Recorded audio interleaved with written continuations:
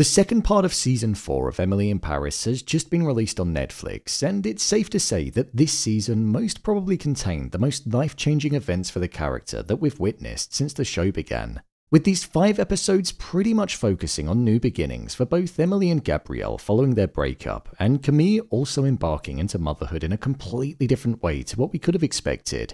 There was romance, drama, scheming and travel all entering the equation this time round. So with that, let's jump into the video and break down all that there was to take away from Season 4 Part 2.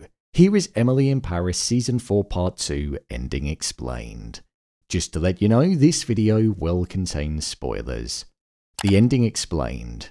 So after what felt like a happy ending between Emily and Gabrielle in Season 4 Part 1, it took only one episode for their relationship to fizzle out and for them to be back at square one where they weren't together anymore. Understandably, it was because Emily believed that she'd always be second best to the family that Gabrielle was going to be having with Camille. But we knew at the time that Camille was lying, so Camille kind of single-handedly destroyed the happiness that both Gabrielle and Emily could have had together. It was on the ski trip where Emily first met Marcello, and that was where the new love interest entered the picture. They only saw each other briefly, but when Mindy took Emily to Nico's polo competition, he was playing for the Italian side, and they rekindled the spark that they had around Christmas. This was also partially because Jen told Emily that Gabrielle said that he didn't want to see her anymore in French, which just simply wasn't the case at all, showing that she was stirring the pot slightly. She admired Emily and all that she'd achieved, but it felt like she pretty much wanted to become her, and that meant keeping Gabrielle to herself. Communication was Gabrielle's biggest issue with Emily, because he felt as though she didn't make the effort to speak in his language, something which eventually went on to have great importance at the end of the final episode.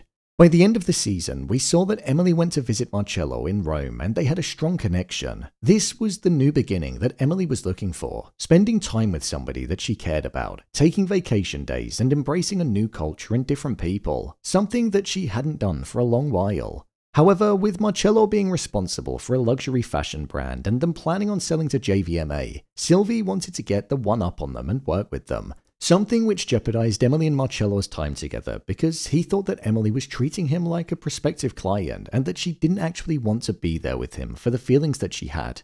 His company was all about family and investing back into the village in which it was based, something that came from the values that his father ingrained within it. And with him planning on selling to JVMA, it meant that the company would eventually go on to lose the human side that it once placed on the highest pedestal of its values. So Emily did eventually bring the point back up because she saw what the company meant to him, even though he didn't respond well to it. Marcello's mother wanted Agents Gratteur to help them expand because she believed that they truly understood what their company values were. Part of the deal was that Emily would need to stay in Rome and run the account, meaning that she'd be working directly with Marcello and his mother, something that she said she didn't initially want. But with the ending having her in an apartment in Rome and also being with Marcello, it showed that her life had completely changed from where it was only 3 episodes before. Now the show is essentially Emily in Rome, as we saw from the deleting of Paris from her Instagram handle, so things are definitely going to be changing.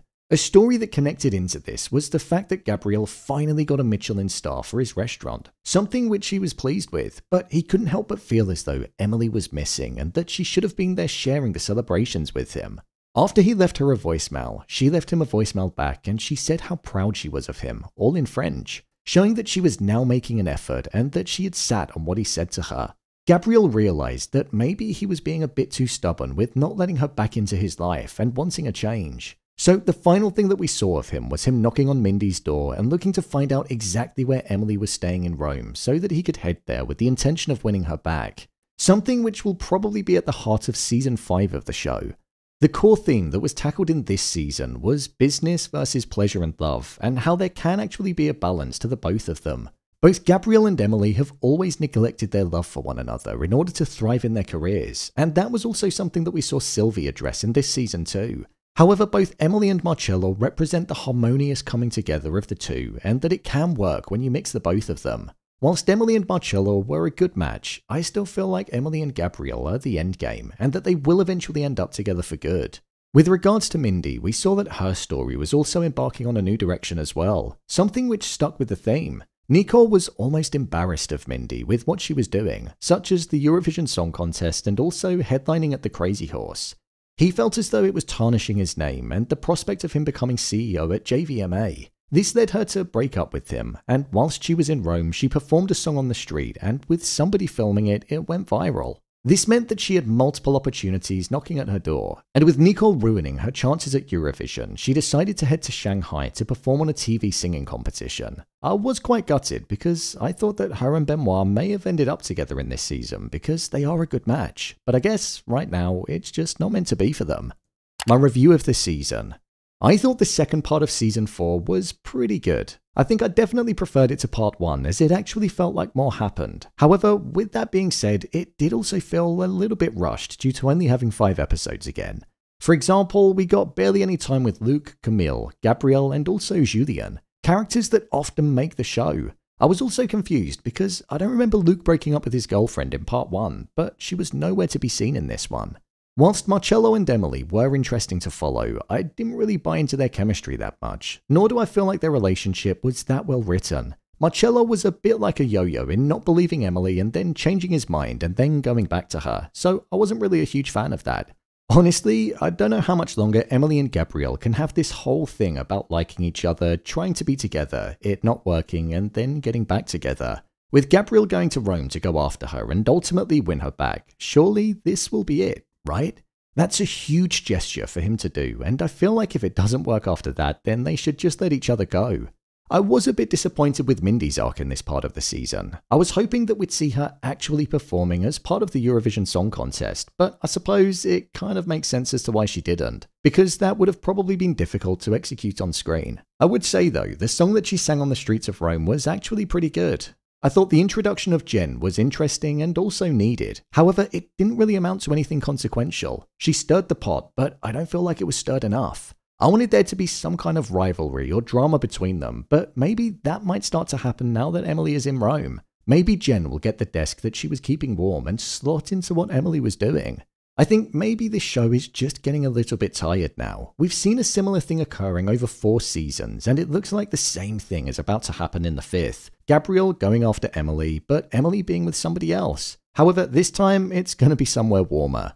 Emily in Paris seems to be one of Netflix's bigger performers on the platform, and I can't imagine it's that expensive of a show to make, so I feel the platform might rinse this one until there's nothing more they can squeeze out of it.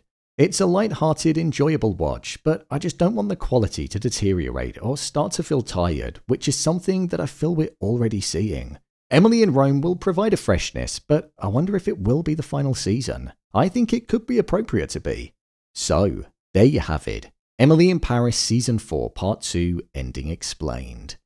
If you want to see a full breakdown on Emily in Paris Season 4, then click on the card in the top corner. A breakdown of Part 1 will also be there. What did you think of Season 4 Part 2? Let me know your thoughts in the comments below. As always, thanks for tuning into the video, and I'll see you in the next one.